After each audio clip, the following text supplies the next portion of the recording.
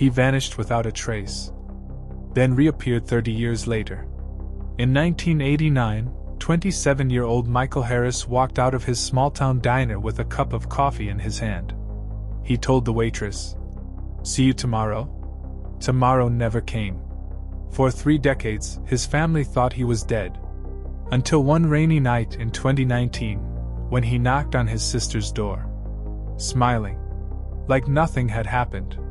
But where had he been? And why did he come back now? Don't forget to comment, like and subscribe to the channel.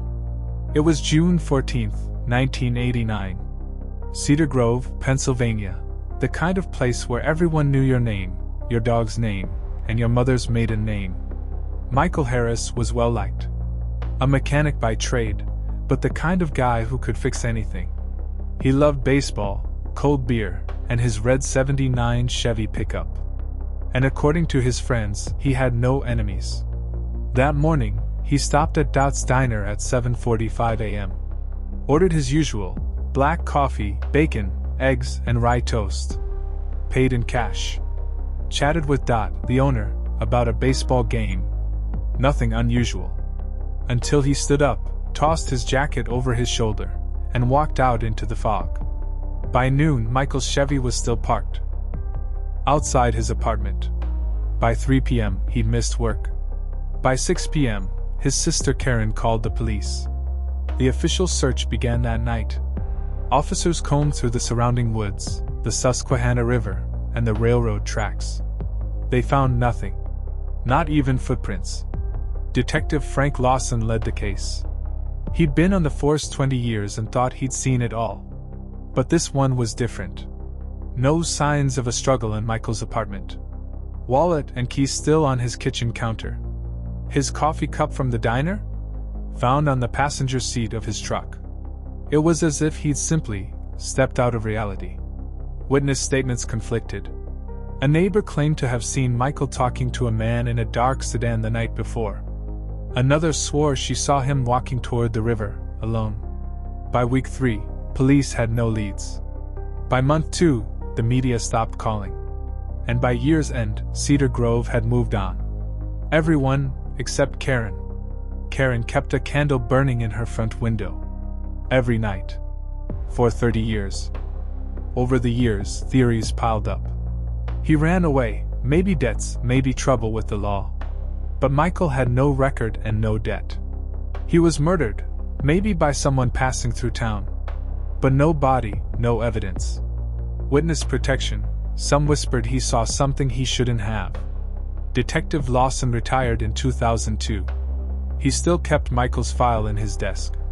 In 2005, remains were found in the woods outside Cedar Grove.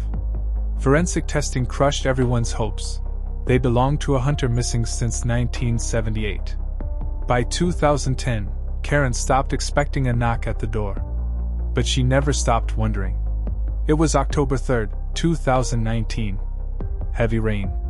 Karen was watching TV when she heard 3 knocks. When she opened the door, her breath caught.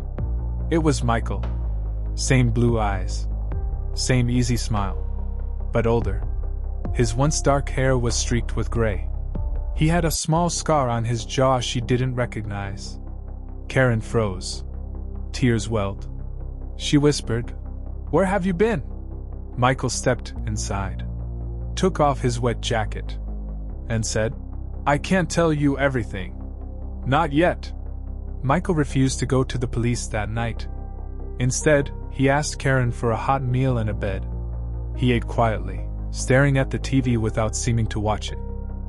When Karen pressed, he gave vague answers. He'd been far away. He'd met people who helped him. And he'd only just been able to come back. He didn't have an ID. No driver's license. Only cash, crisp $100 bills. Comment, like and subscribe to the channel. When Karen finally convinced him to visit the police station the next day, the media swarmed. Detectives reopened the case. FBI agents were called in. Michael agreed to an interview but avoided direct questions. When asked where he'd been living, he said, "It's safer if you don't know." When asked if he'd been kidnapped, he said, Something like that. He wouldn't explain the scar, or why his fingerprints now matched an unidentified man arrested in Arizona in 1999, a man who'd given a fake name and vanished after posting bail. Journalists dug through old records. Some claimed Michael had been spotted in Mexico in the early 2000s. Others swore they'd seen him in a homeless shelter in Chicago in 2010. One thing was clear. Someone, somewhere, had helped him disappear.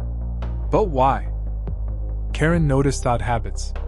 Michael locked every window at night. He flinched at the sound of helicopters. He refused to use the internet or a cell phone. When she asked if he was in danger, he just said, "It's complicated." On November 12, 2019, 6 weeks after his return, Michael vanished again. No note. No goodbye. Only one thing left behind: a photograph of him and a woman standing in front of a desert motel. On the back, in shaky handwriting, "Don't look for me. It's safer this way." Karen still keeps the candle burning. She says she will until the day she dies. Detectives call the case open but dormant. Some believe Michael was part of a covert operation.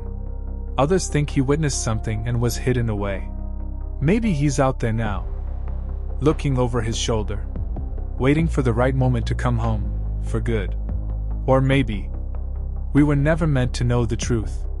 Sometimes the real mystery isn't where someone's been, it's why they ever came back. Comment, like and subscribe to the channel.